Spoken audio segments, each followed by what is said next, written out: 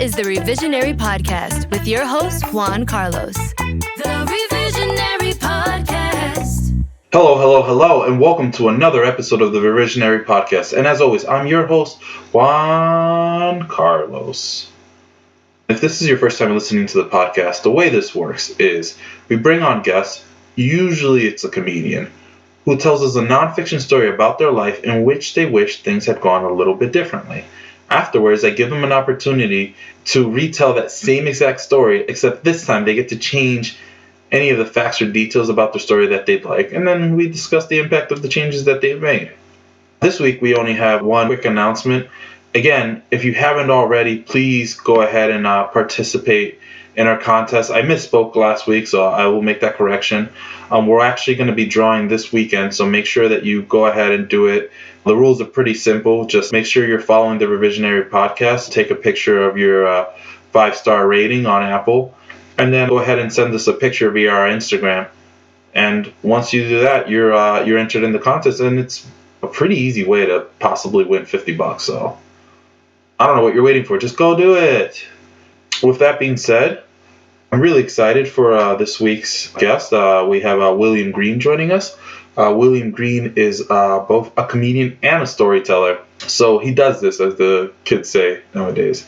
So I'm really excited to talk to him. And, without any further ado, let's go ahead and see if we can get Will on the phone. Hey, Will, how are you? Doing good, man. I got a lot of things going on. I got a show coming up in Brooklyn. I run 2 shows. One called Once Upon a Time in Brooklyn. People's stories about one time something happened to them in Brooklyn. And then I also do a show called Fat Girl Fridays that happens in Brooklyn. Both of them once a month. Fat Girl Friday, what's that about? Fat Girl Fridays is a body positive show where they kind of celebrate women and bigger women, and it's not like a shame. You can come and dress how you want to, and we celebrate you. There's no shaming whatsoever, and it's funny and it's poetry, and it's just a great event. Okay, yeah, I really like that. I love all these the body positivity movement that's going on right now. I really support it because I feel that the images that are being pushed by the media are not an accurate portrayal of what people, not even women, people look like naturally. So, snaps to you for setting that up. I appreciate that. Yeah, it's very necessary. We grow up with these ideas of what we're supposed to look like. So half our life we spend hating what our body does look like. Oh, absolutely. I spent a lot of times in my life thinking that I needed to have a 6-pack, but I realized, I just need to be happy with the 4-pack that I once had in my life, because now I have a keg, and I don't, you know what? This is not about me. So,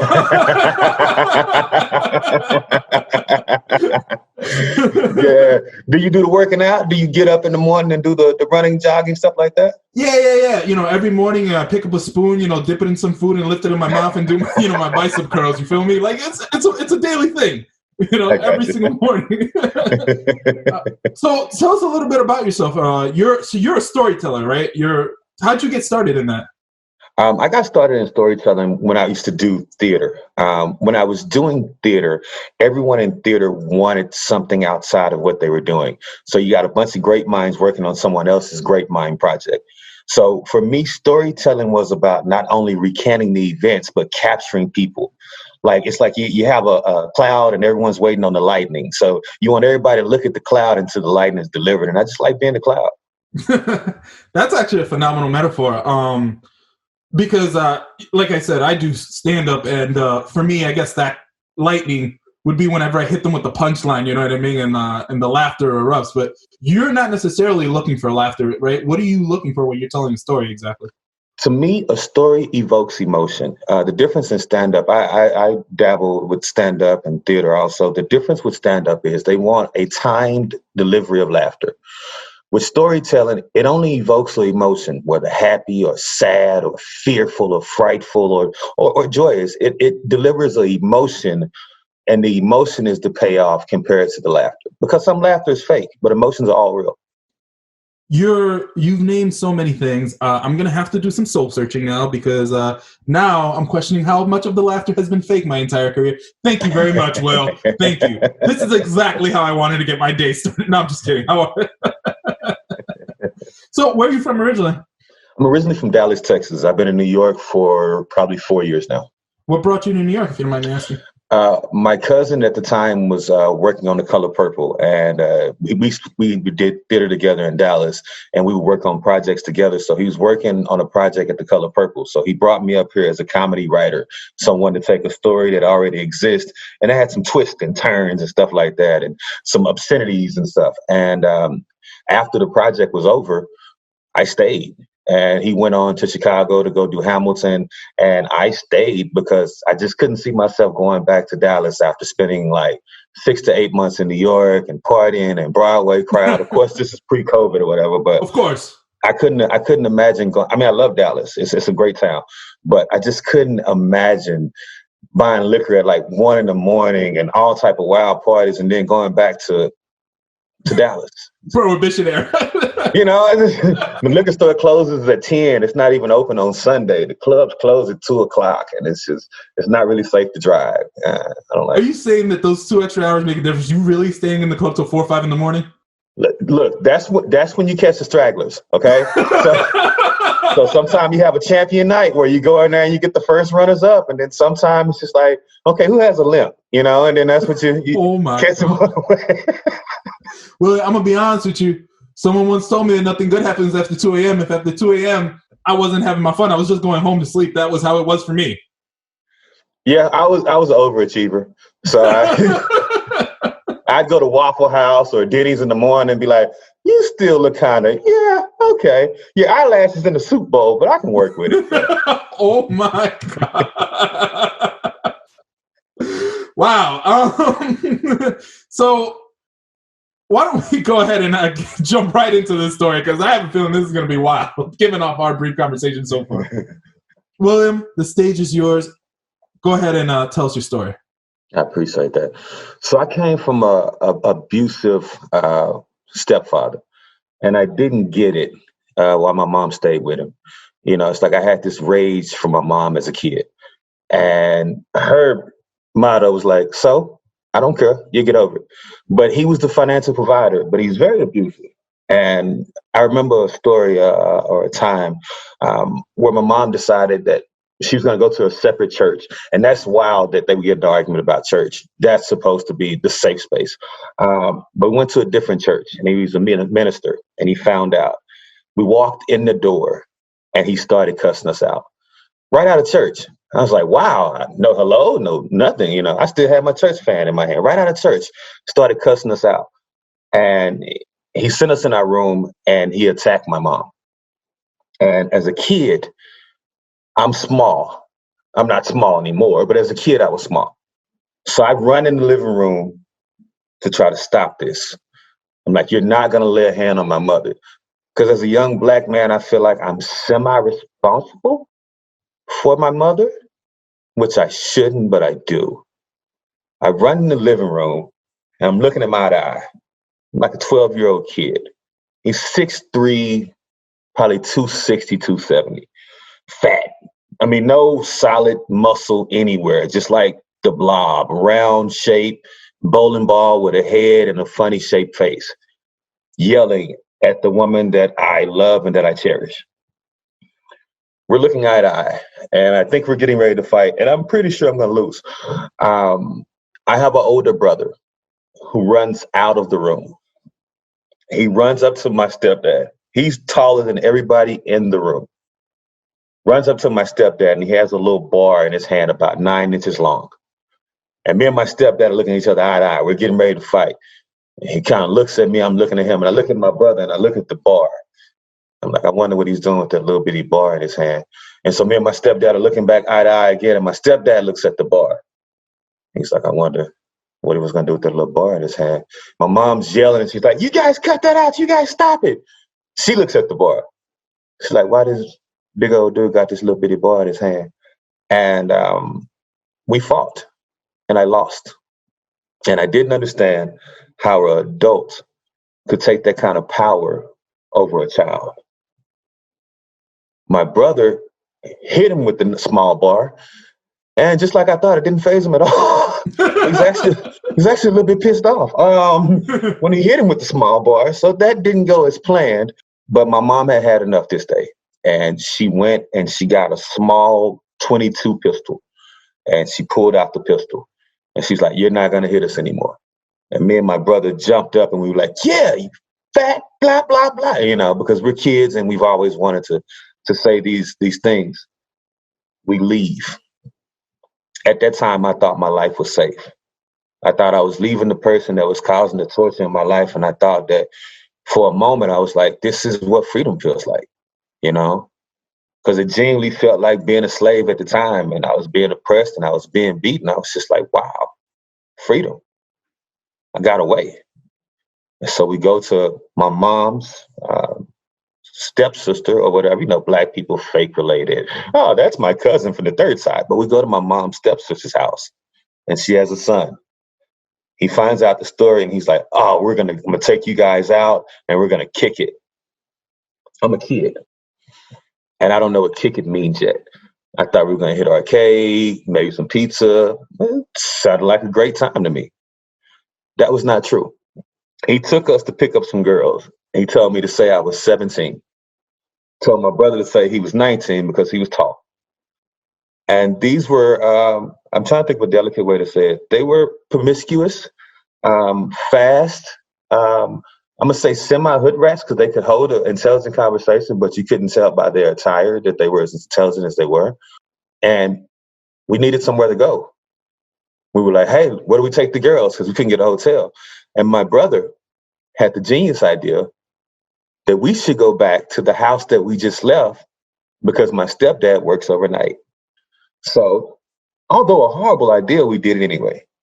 We go back to the house. They smoke. I smoked for the first time in my life. It was amazing. The girl that I was supposed to be dating was a smoking professional. She was doing smoke tricks out of her teeth. She actually had a weird space in her teeth where she could blow like a little choo-choo train from all three dimensions, and one went up her nose and the other. It was very impressive at my age. How old were you at the time? I was like 12. Oh my gosh! Wow. Yeah. Now, mind you, I've looked like an old man for a while, but I still was like 12. We get upset. We smoke, and we're just like, we're gonna trash this house because we thought it was a great idea. We were young. We had just got smoked for the first time, so we trashed the house. I mean, like pissed in the plants and just really tore down the blinds because we never thought we would ever go back. It's just like, I am rid of this place and I will never see it again. We go back to my godbrother's house. My mom wakes up that morning, and when I wake up, she's not there.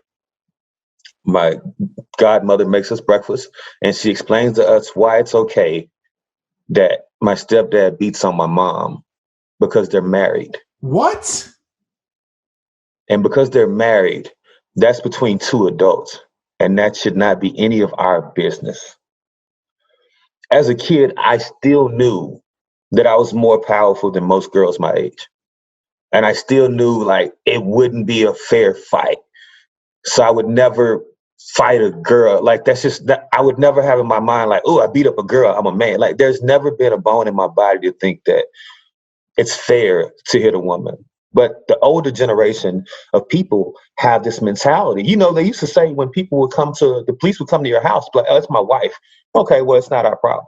Like men used to be able to beat up on their wife like it was legal as long as you were actually married to her. The girlfriend, you're going to jail, buddy. But the wife, the person that's supposed to love you the rest of your life, you're entitled to it. So they explained to us why it was okay. And this is a backwards mentality that I hate that I ever learned. But they explained to us why it's okay that a husband beats on their wife, which was horrible.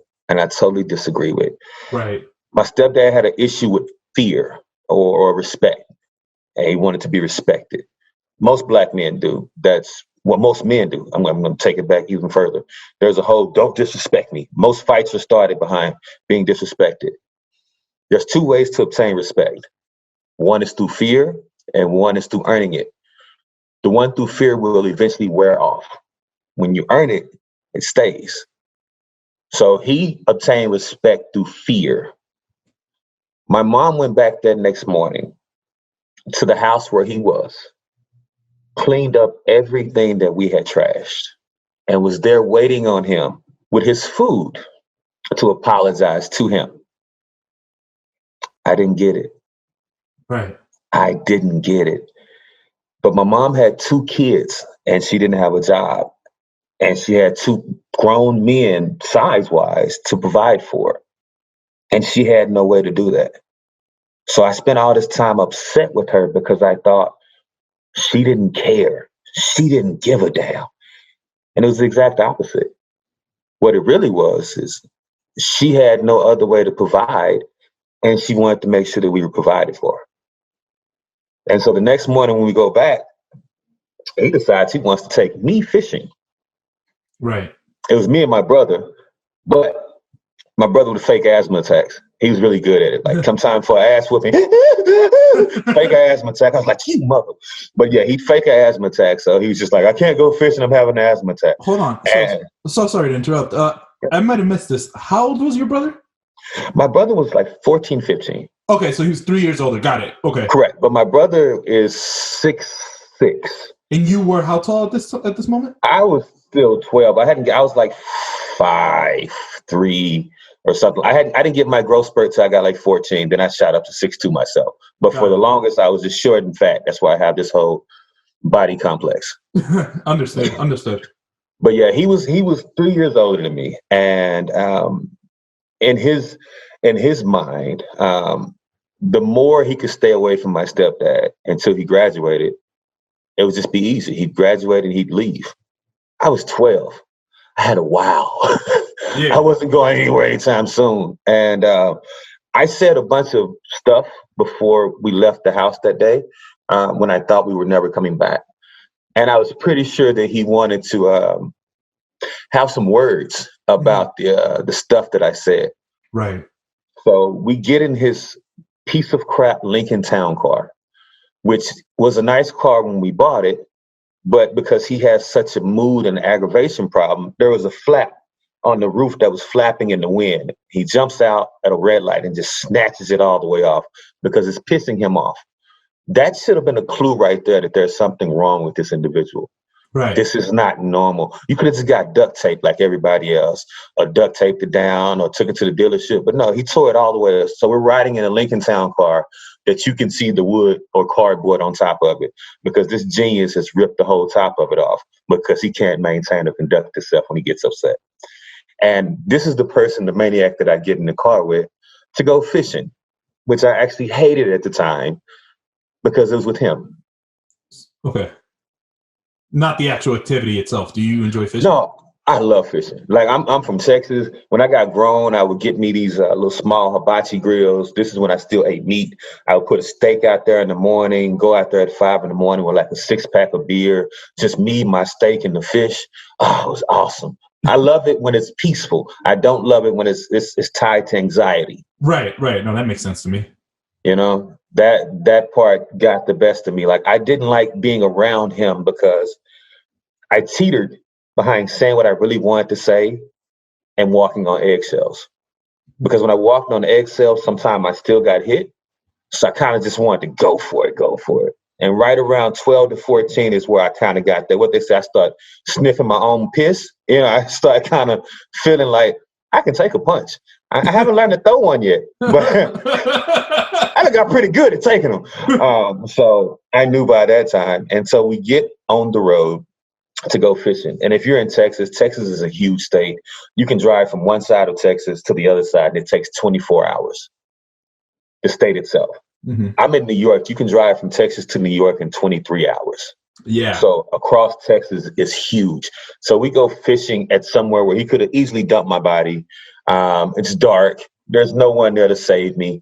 And he just reminded me that along the way that, hate for us to break down out here because would nobody ever find us. It's just giving me these great scary movie vibes. And so we finally, and he has a boat, which he was infatuated with because he's a black man with a boat. And I'm sorry, as much as I disliked him, he's a black man with a boat. I'm just like, yeah, I'll give you that. You know what I'm saying? You're a black man with a boat. So we get to the place where we're going to go fishing. And I don't want to get in the boat. The boat's kind of creaky. The waves are kind of high that day. He's fat. I'm fat. I don't feel comfortable. This is a one fat person boat and you're already filling it up. So I didn't want to get in the boat. So I stayed on land he goes out and he goes on the boat. This is before cell phones, so I was actually stuck fishing. If I had a cell phone back then, I would have just texted the whole time and pretended like I was fishing. Right. He goes out on the boat, and he's so fat that the boat is almost coming out of the water because he's sitting at the back by the motor, and he's like 300 something. He's almost 300. He's a big guy, and the boat was kind of tilting up like a speedboat, but his fat ass wasn't going anywhere. So he keeps passing by the dock to make sure that I'm fishing, that I'm using the right reel or rod or tackle or whatever. And in my mind, I'm just like, I hope you hit a tree or something. You know, I'm just hoping that he runs into another boat, because that's, to me, is Satan incarnate in a black body, you know? And it's just like, I don't want Satan to come back. And at one point, and I thought it was actually my birthday, he was passing by and he was going a little bit fast, and the motor falls off the back of the boat. So he's going by fast and making this little smug look, and the motor falls off, and he just slowly, so he has no motor. So apparently when you have a boat, there's a string that you tie to the motor in case it falls off. Right. He forgot to tie the string to the boat itself. So he's in a boat, the motor is falling, and he doesn't have the string tied to anything. In his deductive reasoning, he decides, but before he made the decision, he stood up and he looked at me. Mm-hmm. I'm standing on land. I'm cheering like I'm at a Broadway play. I'm just like, oh, yes. This is actually one of the best days of my life, because he's pissed off. He can't get to me, and he's fat, so he's going to cool off by the time he gets to me, because he has a lot of like stroking to do with his hands before he gets up there. So he decides to jump in the water after the motor. I don't know if you know how gravity works, but motor is pretty freaking heavy. It's going to sink a lot faster than you can get down there and get the motor. Mm-hmm. So at one point, he gets in the water and he grabs the rope. He didn't grab the motor, but he grabbed the rope. And he has the rope, and the boat starts to float off. So he has a choice between holding the rope and chasing the boat. And at this time, I have found me a tree, and I climbed up in the tree because I don't want to miss a thing. This is making my day. And I climb up in the tree because he's looking for somewhere to project his anger. And as long as he can continue to look at me, I know where it's going. But when he's in that water and he can't see anybody around to save him, in my mind, I thought he's going to drown.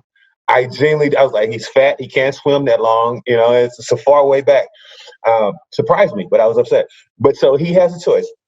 So he finally decides to let go of the rope and go swimming after the boat. Every time you swim after a boat, you make waves with your hands. So as he's swimming after the boat, he's really pushing the boat further away.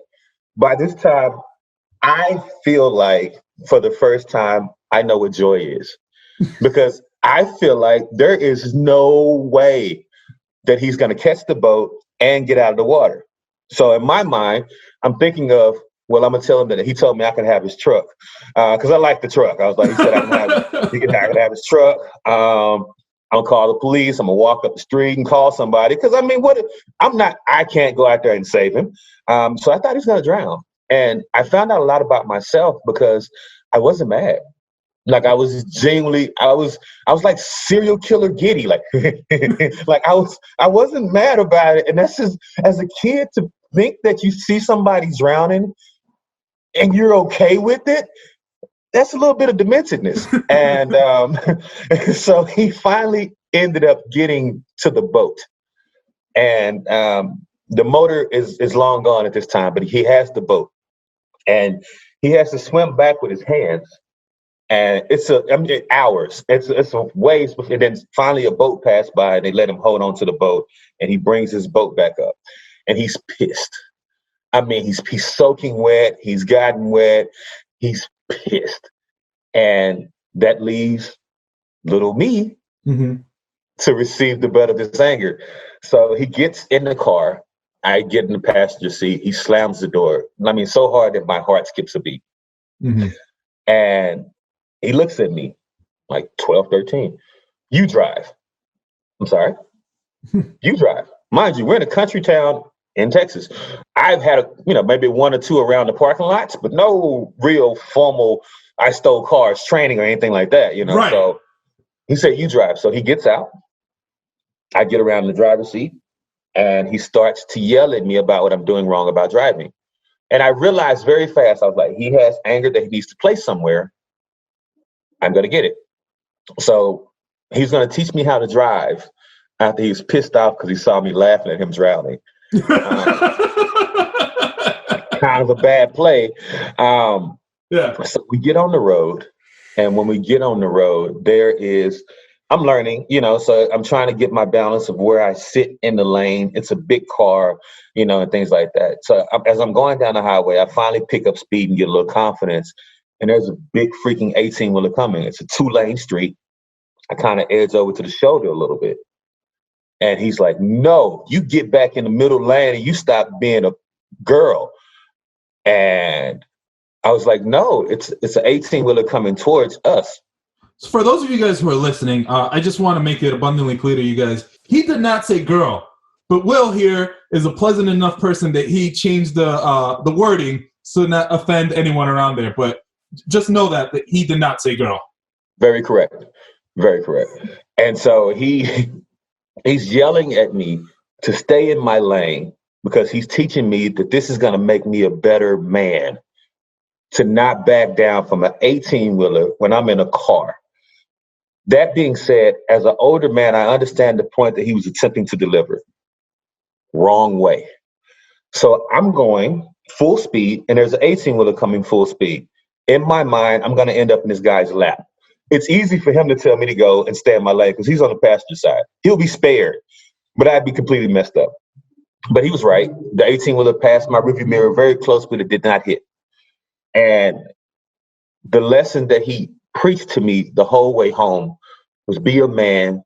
You don't be scared of anybody. You stop. And I'm hearing these words, you know, you don't be scared of anybody. You don't take anything from anybody. And in my mind, I'm just like, I should just punch him now because that's what he's telling me. He's telling me not to deal with him. So we stop at Burger King because I'm a fat person. He's a fat person. He can win me over most of the time with food. We stop at Burger King. He gets 10 Whoppers. He's like, let me get 10 Whoppers, some extra mayo, some onions, some extra pickles, because the Whopper's not big enough for him. He wants to add to the size of the Whopper after already getting 10 of them. We get to the window, and apparently at one time, Burger King changed the size of their cups. They used to give you a small water cup. They used to give you a small soda cup for water. And then at one time, they transitioned to this little bitty clear plastic cup that gives you ice. That apparently happened that weekend. So we get to the window. He gets his 10 Whoppers. He's like, let me get a cup of water. 10 Whopper. Okay. 10 Whoppers. 10 plus stuff. He added extra pickles, extra onions. He made the Whopper bigger to make sure that he would get more food. How do you finish more than one Whopper? Oh, I'm talking about he's going to get about 3 in himself. And that was in one sit. That was in one feeding. One feeding he would get. Sometimes he would take the top of it off and make it like a triple Whopper. Sorry, my mouth isn't big enough for that. I can't imagine. It's not important. Go on. Sorry, Will. So he's at the window, and they give him this little bitty glass of water, and he freaks.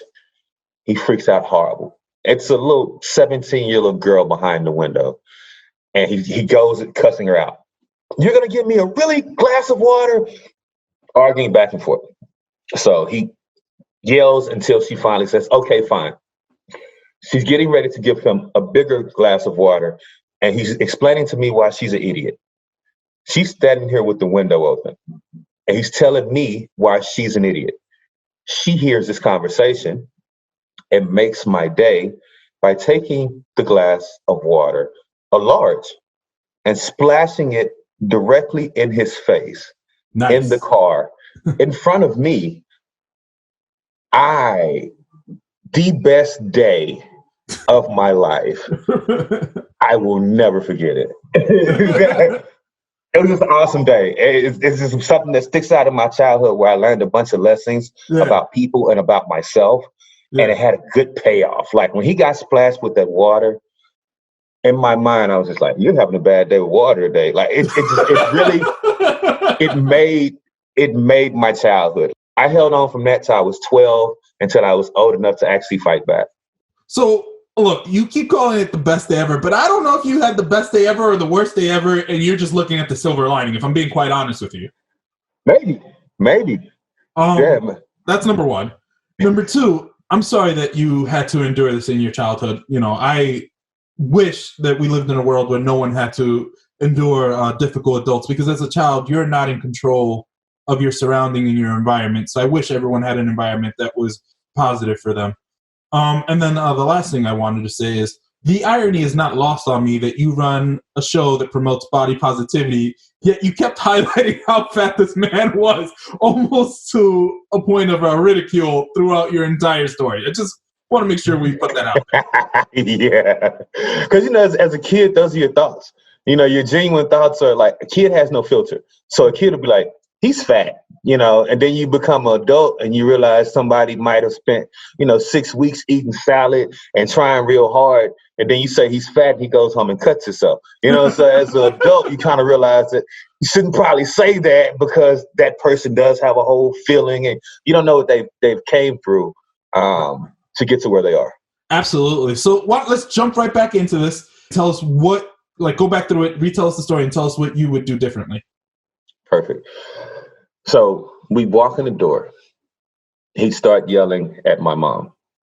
Me and my brother would be sent to our room, but we wouldn't go. We'd stay there and we wouldn't have to run in the room, and we'd fight.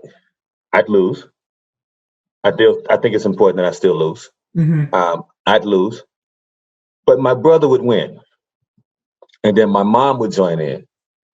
And then we'd kick him a couple times and then we'd leave. Mm-hmm. When my stepbrother took us out with the girls, I would have stayed home. Wasn't that impressive? I would have never pissed in the plant. Kind of was tacky. Yeah. Realized that later. But okay, so we left the house. Right. And I wouldn't have came back to the house. When I went back in the morning, my mom wouldn't have had to clean up all the stuff that her kids did that she never even brought up that she had to do. She wouldn't have to. This is important. And if you don't mind, I'm going to pause you right here for a second. Let's discuss this. So you felt extremely guilty about having to put your mom through that. Yes. Right? Because I guess in your head, you must have felt that you were inflicting pain on your stepfather, but in actuality, it was your mother who suffered at your hands, correct? Exactly. And I thought, and I had anger towards her, because in my mind, the reason that we were going through what we were going through was her fault. And it wasn't. Mm-hmm. It was a collection of all of our faults. It was a perfect list of events. Had I not did what I did, she probably wouldn't have had to go through what she, so it wasn't. She was the light in the whole story. Do you think that your actions had any bearings on her return? In other words, was she going to return anyway? Or do you think part of the reason she returned was to clean up your mess and then they were able to talk it through? No, she was going to return anyway. Okay. My mom's mom died when she was 12. Mm-hmm. So my mom never had a mom. My mom has always been a survivor and will do whatever it is for her kids. And in her mind, what was best for her kids was to go back somewhere that was financially stable, even if she had to be physically abused, to make sure that her kids were financially stable. And as a kid, you just don't know that. Okay, go on. I have more questions. So my mom would still go back, mm-hmm. because that's my mom. And my brother's going to fake an asthma attack. He just hated being around the guy, in which I understand.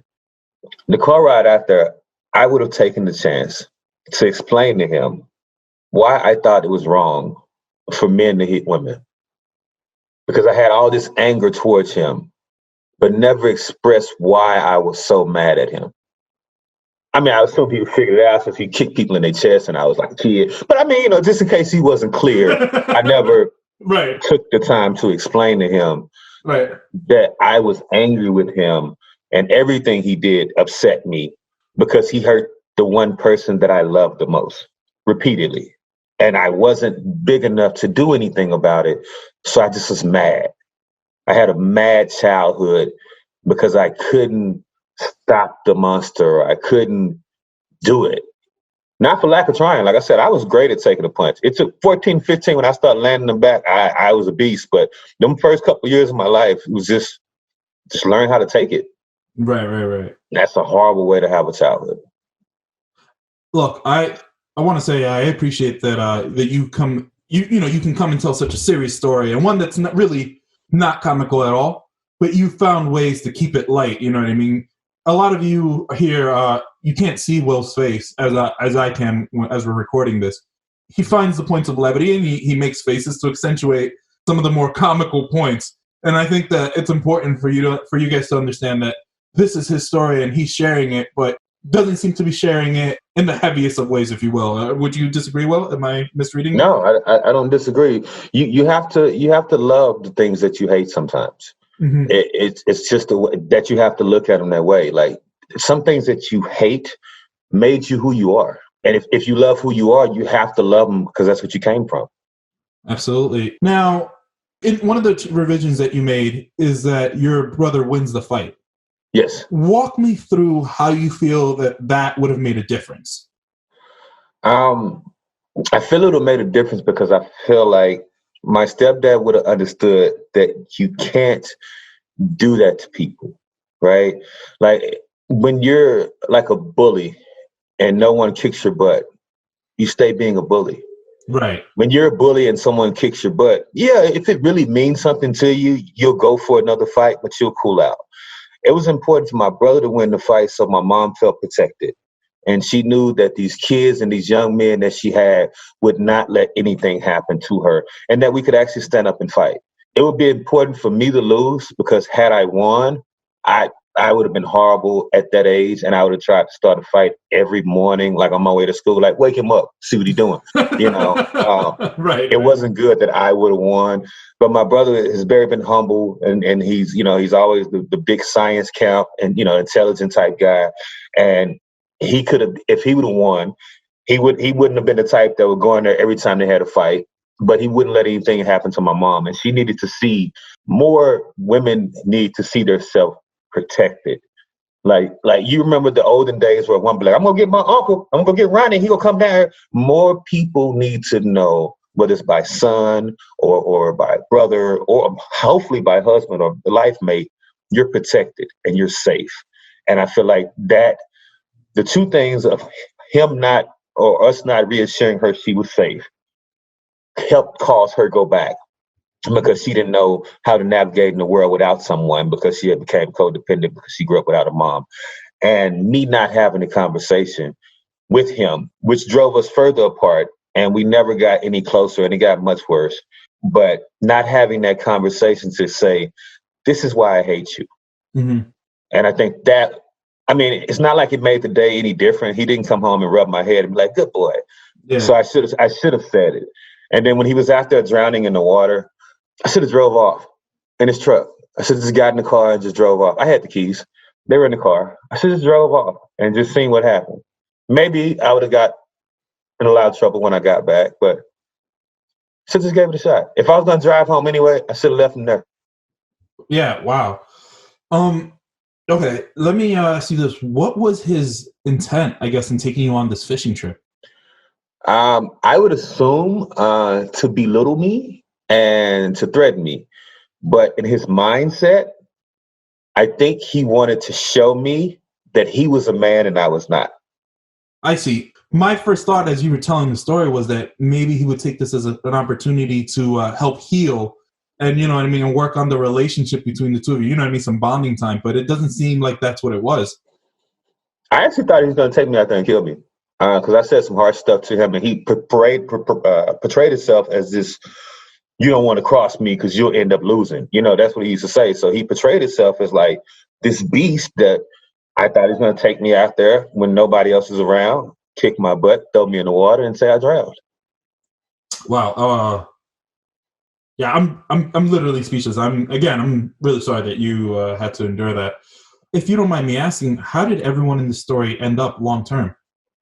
So my brother ended up growing into his body because he was tall and awkward back then. My brother ended up being like 6'6", like 280.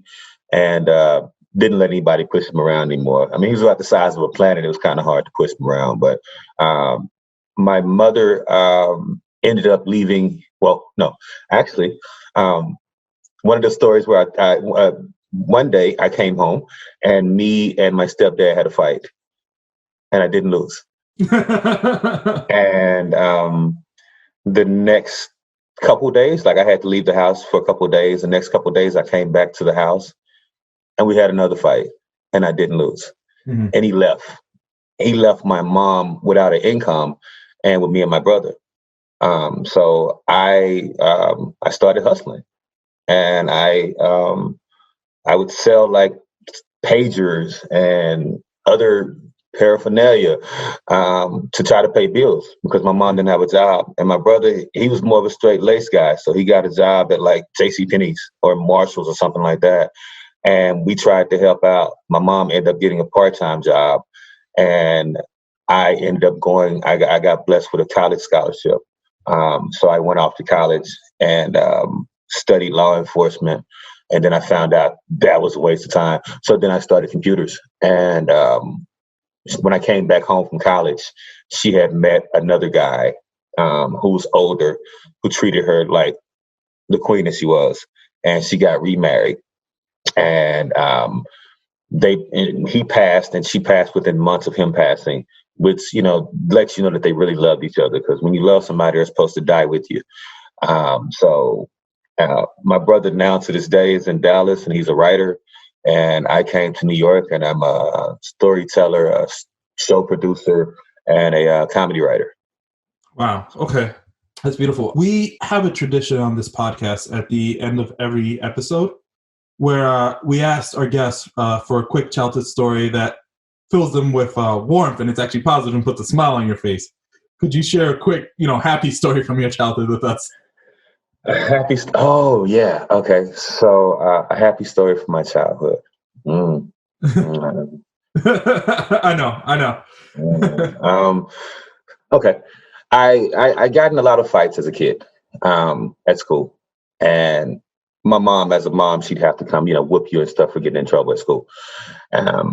There was a movie that I wanted to see called Interview with a Vampire. It had Brad Pitt. It was a scary movie. I've loved scary movies since I was a kid. It's in my blood.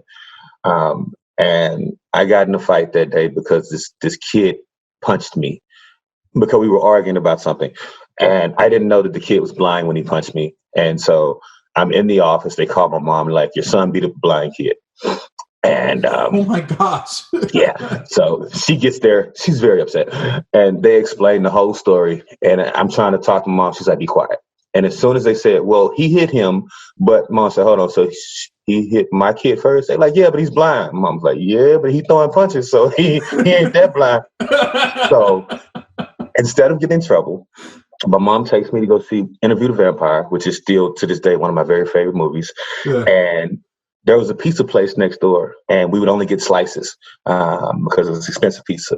And she bought me a whole pizza, and we had the whole movie theater to ourselves because it was a midday matinee.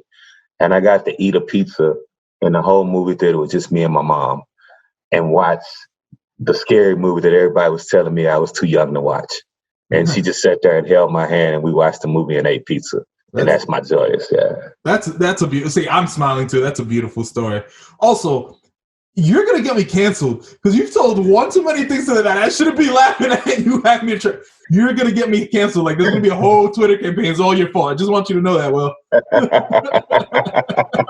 Before I let you go, also the other tradition we have on this podcast is that we like to highlight a charity or an organization to encourage our listeners to support. Do you have one for the Revisionaries? I do. The organization is called BOOM. It's Building Opportunity and Opening Minds. It's a organization, it's a nonprofit where they help younger children of color understand who they are through teaching them their history. They also expand past the basics of school. They teach them mathematics on an accounting level. They teach them how to balance a checkbook. They teach them laws. They teach them things that they need to know about themselves and just things that school wouldn't teach them as they give them a sense of self. It's Building Opportunity and Opening Minds. It's ran by a young lady named Jamie Jenkins out of Dallas, Texas. Okay. Could you provide me with the link, and I'll put it in the description for those to go ahead and follow? Definitely. Yeah, as always, thank you for coming on the Revisionary podcast. I'm sure the Revisionaries are very appreciative to hear from you today. Do you have any final words before I let you go? Um, Follow me at Comedian Will IT. I started a production company called Flying Black Unicorns. It's a production company for Black and brown art. We do comedy shows, we do poetry shows, and we try to highlight these industries that are predominantly white. And we still have a affirmative action hire. We bring in one white person or something, but we really try to highlight the minority who only end up getting booked one person per show and make it the opposite, where it's our entertainment and you feel comfortable. All right. Perfect. Again, thank you for coming. And without further ado, take care, Will. All right, have a good one. The Revisionary Podcast. So I really appreciated that, and I actually really enjoyed that story, and I'm glad that he was willing to share with us, because there was a bit of candor and truth in it. He made it as light as he possibly could, considering the subject matter. You know what I mean? Like, that's some pretty heavy stuff to deal with, and all things considered, I think he spoke about it in an appropriate manner while adding some levity to it. So shout out to Will for being able to do that, and I appreciate him sharing that story. And as always, I appreciate you guys. So, as I always like to say, thank you for listening. This is the